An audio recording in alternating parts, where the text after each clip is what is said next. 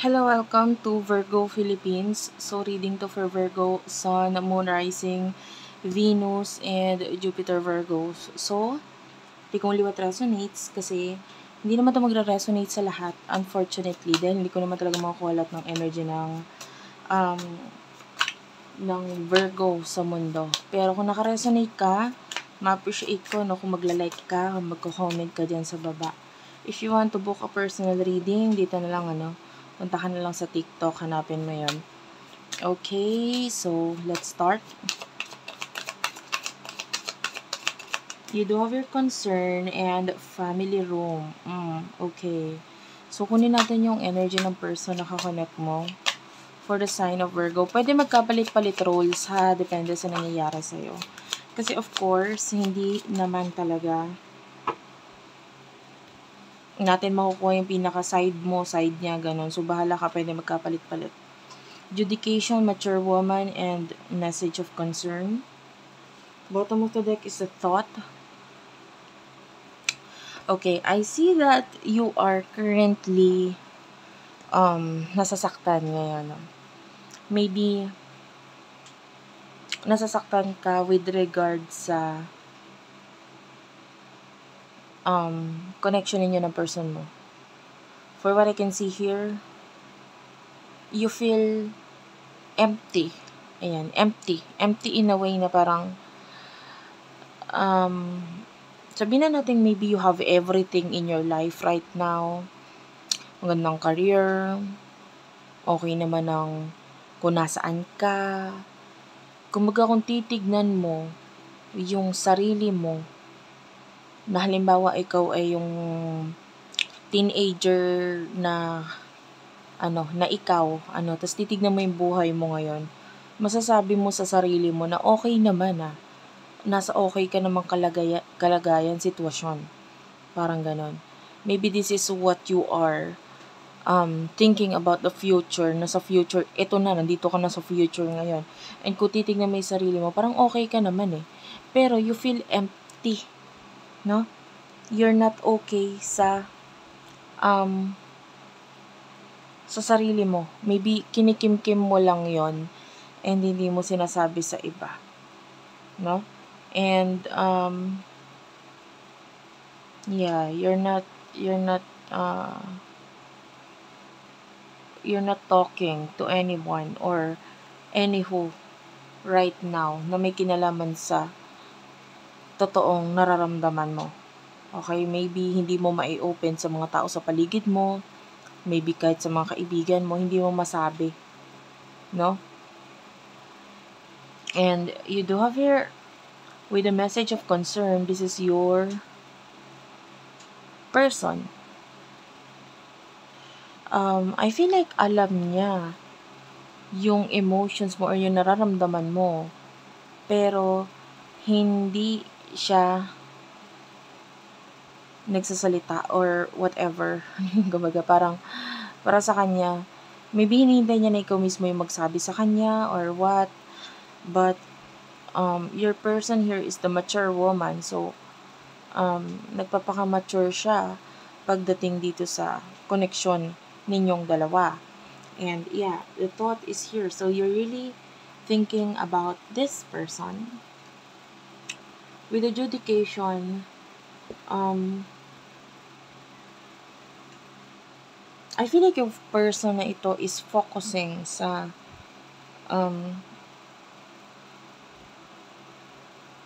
I'm seeing Taurus energy. So yeah, maybe meron kang Taurus or meron siyang Taurus sa kanyang chart. But with adjudication, I feel like nagfo-focus itong person ito sa kanyang duties and responsibilities. You know, like what I've told you, I feel like you're dealing with a person na maraming lumalapit sa kanya as, maybe nangihingi ng guide or tulong, or maybe you're dealing with someone na nasa authority or someone na nasa mataas ang katungkulan or maybe maganda ang kanyang status, maganda ang tingin sa kanya ng mga tao. And there's a lot of concern mula dito sa taong to. Maybe ikaw din, may concern ka rin sa kanya, but hindi mo fully ino-open yon, no? There's a concern here, maybe kahit saan.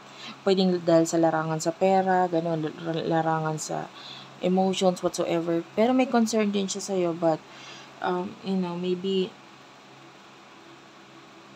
there's something here na pwedeng either because ikinashock or naging dahilan para dito sa person na ito na mag-distance or dumistansya or parang hayaan ka na lang niya. Ganun. Pwedeng may mga nakapagpagulat sa kanya.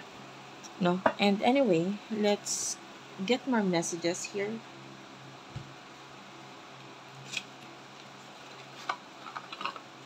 This is for the sign of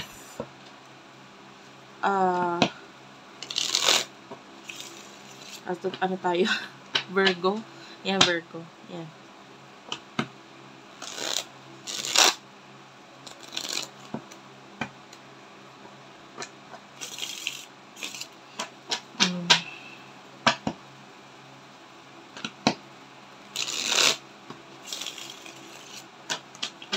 With the sign of Virgo, please. Sun, Moon, Rising, Venus, Jupiter, Virgo. Bigyan kita ng guys, ng ano tawag dito? Ay nako. Ulyanin talaga ako. Ang bilis ko makalimot ng words. But anyway, talagang ganun po. At ako ay may placement sa aking astrology na talagang nagsasabing talagang ako'y ulyanin. Tinatanggap ko na yon. Pero okay lang. So, if you want to book a personal reading, astrological reading, punta ka na lang doon sa Unipree. Order ka ng bracelet na may kasamang reading. At kung makikipag-connect ka, kahit kanino, bagong connection pa lang, whatsoever, mas maganda. Kunin mo na yung birthday, place of birth, at saka kung ano yung oras ng pagkaanak niya. Yan. Tapos ipatingnan mo na rin sa akin kung compatible ba kayo nitong taong ito or what. Diba? Diba?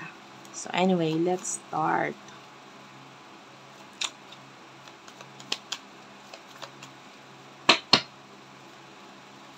Nakuha ko na yung energy. I don't know kung may pagka ka ba? May pagka ma-joke, gano'n na tao. Or pwedeng ma-joke ka pero sa mga taong close mo lang. This could be a reading. Anyway. You have here the Lovers. Clarify this. Isasakripisyo ko ang lahat. Temperance. Okay. Wait lang.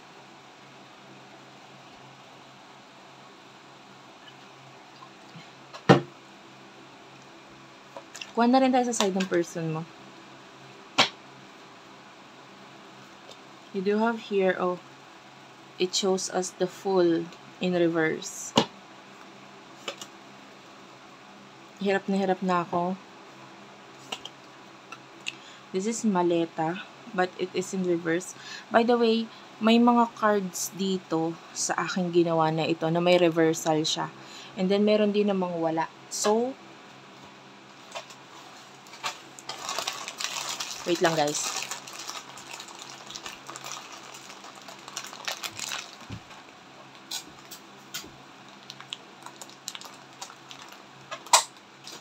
Okay. So, meron din kasing wala. So, kung ano yung lumabas, yun yung aking gagawin. Yeah, the Judgment. Judication and the Judgment is pareho yung energy niya. No? And also with the Hierophant, this is also the same energy with these two. Judgment and the Judication. Nakakuha ko ng parehong mga energy dyan. And also, I can see the letter J here. Maybe you're dealing with the letter J or you're a letter J.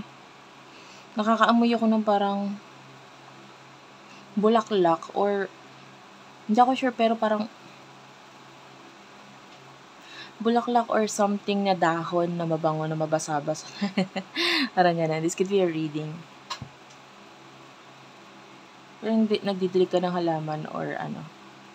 Or maybe you love plants or whatever. Anyway.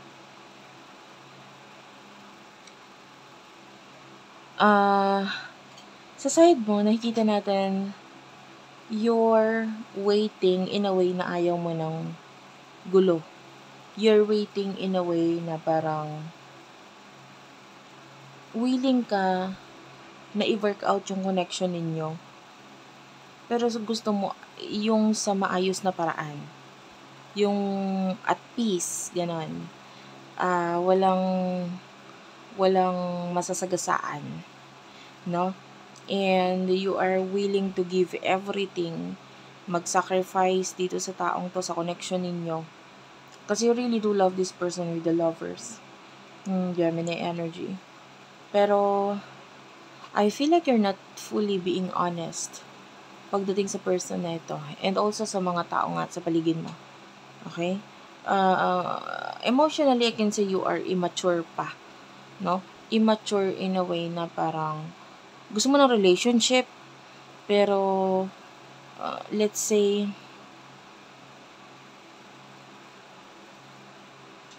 hindi mo alam kung paano i-express yung emotions mo.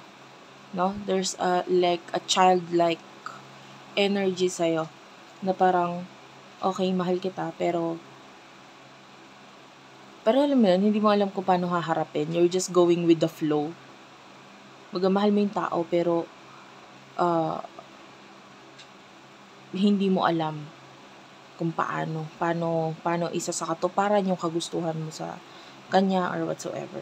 Ngayon, pagdating sa person na ito, this is a person who is currently holding back. Ayan, although mahirap para sa kanya, pero nire-release or tinatanggal niya lahat na nagpapabigat sa kanya ngayon, which is yung emotion niya. Okay? Nagfo-focus siya ngayon sa kanyang career, status, purpose sa mundo, 'di ba? Kung ano yung I feel like this person is fully aware na itong connection ninyo is hindi kailangan ipilit. Parang ganyan. And this person pwedeng nagbago yung approach niya sa buhay ngayon. And yeah, I can see your person na hindi siya magte-take ng risk ngayon because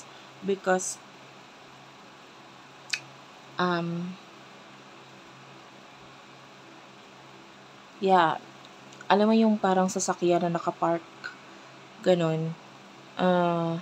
Hindi siya para mag-go dito kung alam niya na hindi ka rin naman or hindi rin naman siya mag-workout or hindi rin naman siya pupunta or hindi niya mararating yung mga mapupuntahan niyang kasama ka. Parang ganun. Parang maaaring feeling niya hindi ka rin sasama sa kanya or hindi ka rin makikipagtulungan sa kanya regarding dito sa bagay na to. Pwedeng ganun. But anyway, sa ngayon, feeling niya wala na. Or alam mo yun, hindi niya pwedeng ipilit. Ganun. We do have here the Hierophant, so yeah, and I can see the word here, kalimutan mo na ako. Ayan. And yeah, this person might be trying to forget you. Tinatry niyang kalimutan ka. Tinatry niyang wag i-pursue yung connection. Especially, hindi naman niya nakikita sa'yo din na ipupursue mo yon. Pero ikaw, kung hindi ka naman nakaka-relate doon, maaaring nasa isip niya lang yun na hindi mo ipupursue to. Parang pinangungunahan ka na niya na, hindi, wala. Hindi ito matutuloy. So, ayan. Anyway, kuha ako ng card dito sa wait lang. Dito sa aking green deck.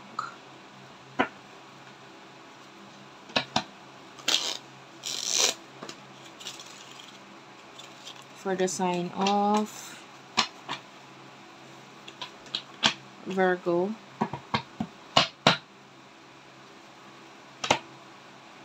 Nakakarinig ako ng word na utak. So, maaaring sa connection ninyo, utak. Utak muna yung ginagamit ninyo, hindi yung puso, hindi yung emotion. Anyway,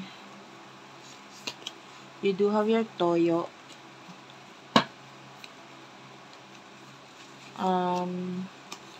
Basahan. Okay.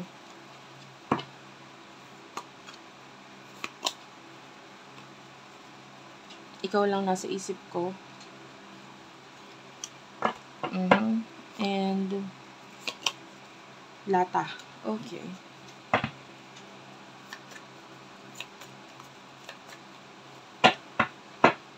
Okay. Tulay. Growth and you do have your rainbow, magnifying glass, and breakup, separation. Inom lang ako, guys.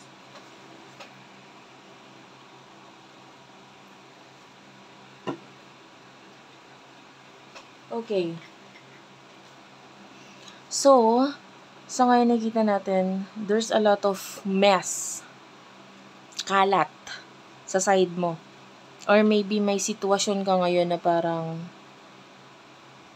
magulo, kailangan mo nang linisin, ayusin. Especially with the basahan and toyo right here. So, nakakita ko ng maybe mga tao sa sitwasyon mo na pwedeng gumawa ng ingay, hindi maganda. Or maybe may mga tao sa sitwasyon mo na parang although nandyan sila, pwedeng ibang nasa isip mo ngayon. And you want to throw away these things. You want to make change. Gusto mong itapon or, alisan. Maybe sitwasyon sa tahanan ninyo na hindi maganda para sa'yo or hindi mo nakikitang may saysay or whatever. And with regards to this, unti-unti mong, maybe in the past, you see these people or partners sa buhay mo na parang kailangan mo sila, but then it turned out pwedeng nakuha mo na yung mga kailangan mo sa kanila and you no longer feel the need of stay with these people, maybe friends, family, or I don't know, pwedeng coworkers, katrabaho, empleyado, whoever these people are, na parang at first nakitaan mo sila ng parang, oy, kailangan ko pala talaga sila sa buhay ko, ganyan. But then, pagtapos ng mga ilang buwan or maybe years, doon mo na-realize na parang, parang hindi ko na sila kailangan, parang ayoko na, parang ganun. parang kalat na lang sila sa buhay ko. And with the ikaw lang nasa isip ko, I feel like you're already thinking of making changes right now pagdating dito sa connection mo sa mga taong ito. Gusto mo nang alisan or itapon itong mga taong ito. And maybe you want to make room for growth, for new people in your life. With regards to your person, I feel like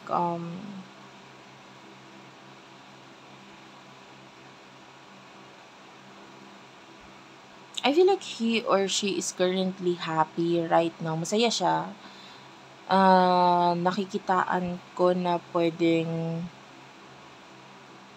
may mga binubuo siya ngayon. And I feel like yung mga nangyayari sa buhay niya is something to be proud of. Maybe it has something to do with money na na-accomplish niya because of something na pinaghirapan niya. And it started out from nothing. So, kung siya ay nagnenegosyo, pwedeng ito ay nanggaling sa walang-wala. And then, there's something now. And a lot of people ang nakaka-experience noon So, I feel like this person is currently focusing on goals, new aspirations, and I feel like may mga gusto siyang puntahan sa buhay niya, and it has something to do with career. You could be dealing with an expert, you could be dealing with a person, sabi ko nga pwede nga sa public image siya, ano. This could be a person na maganda ang reputasyon, and I feel like yung mga ginagawa niya sa buhay niya, hindi lang para sa kanya, it is for the people na pwedeng hindi niya kilala, na I don't know, you could be dealing with someone na nasa public eye talaga, or ano, may mga ginagawa na something to do with, with the public. Yeah, yung person na ito with the tulay, it's like, siya yung tipo ng tao na gagawa at gagawa ng paraan eh. You know? So, pagdating sa'yo, pwedeng gagawa siya ng paraan or magte-take siya ng risk kung nakitaan niya ng potential nga na ikaw ay magte-take rin ng risk sa kanya, ganun, or sasama sa kanya. You know, parang gagawa siya ng risk eh. Ilalaban ka nitong tao kung naramdaman niya yung feeling na lalaban ka din. And yung some of you, this is not your side. Itong kaliwa, ito ang side mo. Alam mo yan kung saan ka dyan eh. Pero may nararamdaman ako na yung side ng iba sa inyo na dito sa kaliwa. Anyway, so nagkakaroon ng breakup, separation sa inyo. Okay, so what will happen in the near future for the both of you?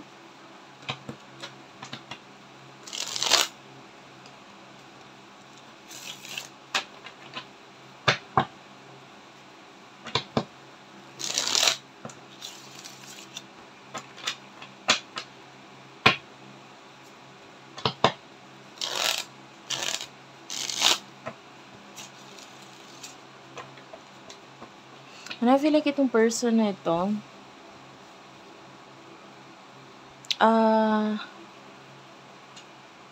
na-realize niya kaya naman niya maging masaya kahit wala kayo, parang ganun. As you can see, there's this tulay, growth, magnifying glass, and rainbow. And I mean with the magnifying glass, yung magnifying glass kasi can create fire. Of course, kayang mag-create niya ng fire.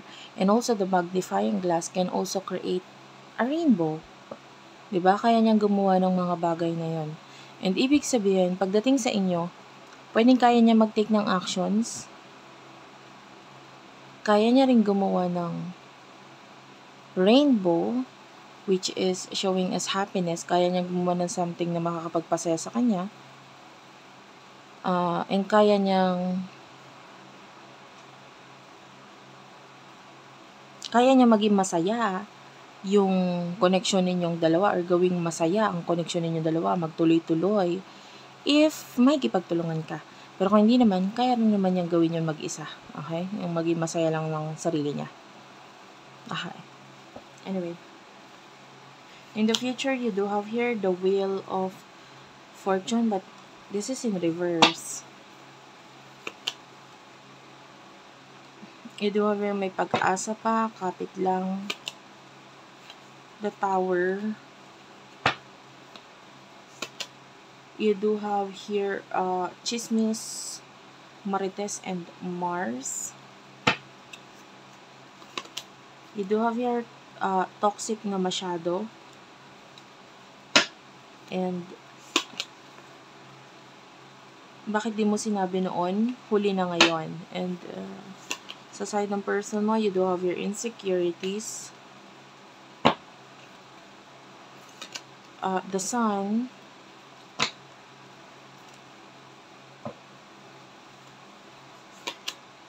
Past is past. And one more card. There's this crystal ball.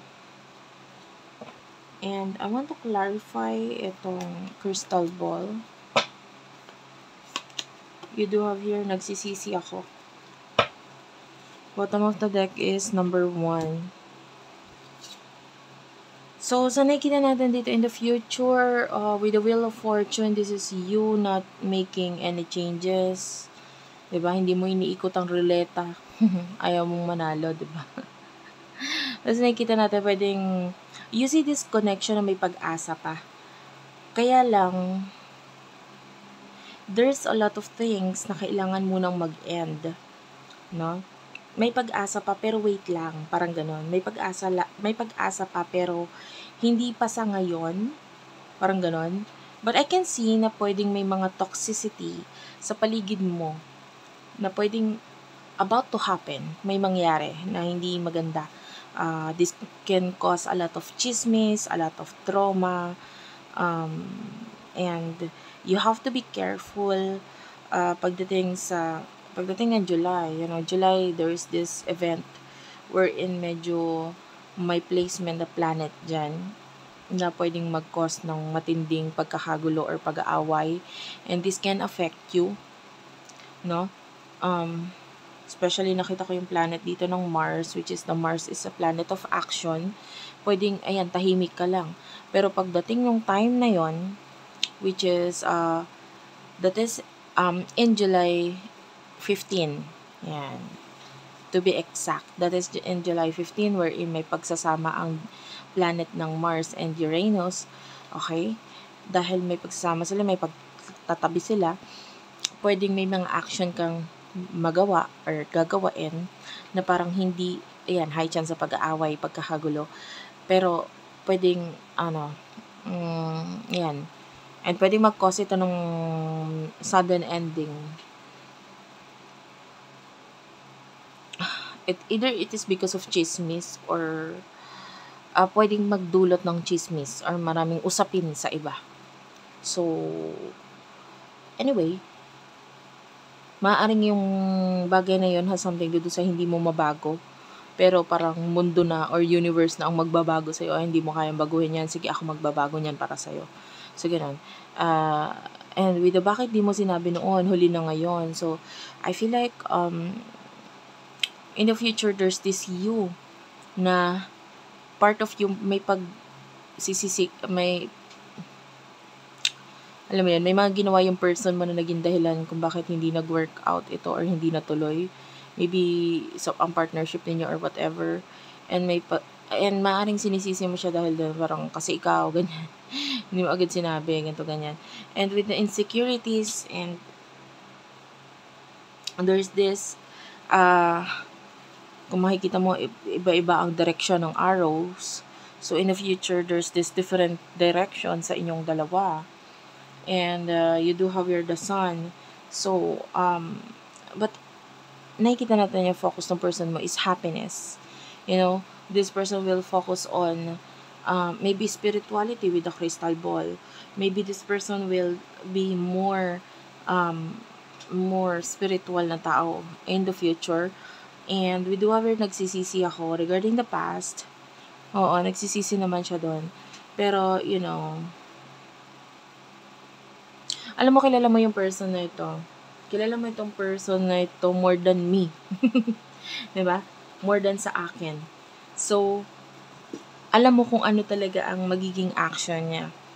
Kung just in case.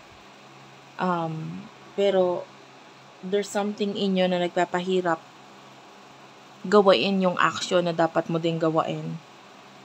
Na hindi naman regarding sa connection ninyo dalawa, but maybe sa sarili mo muna, sa mga dapat mong linisin or ayusin. And I can see volcano here. So, may mga unexpected na event talaga na it's about to happen to your life, and you have to be ready. And yung volcano kasi it's like kailangan mag-evacuate pag may pag nag-aano yung vulkan, di ba? So, something to do with pag-evacuate. May mga aalisan ka. Pag umalis ka dito, there's no, there's no coming back. Wala nang balikan. Pag alis na, ganun. And, maybe something to do with home. Yeah, be careful sa mga binibitawang salita or action. Yan, especially nga this July dahil may event tayo na mangyayari this July. Maybe something to do with siblings or kapatid, kapitbahay, pwedeng ganyan. But be very careful. Ayan. Thank you for watching, guys. I love you all. Sana na-appreciate mo yung reading. Mag-comment ka na lang dyan sa baba. Kahit heart-heart lang, smileys. Thank you for watching. I love you all and bye-bye.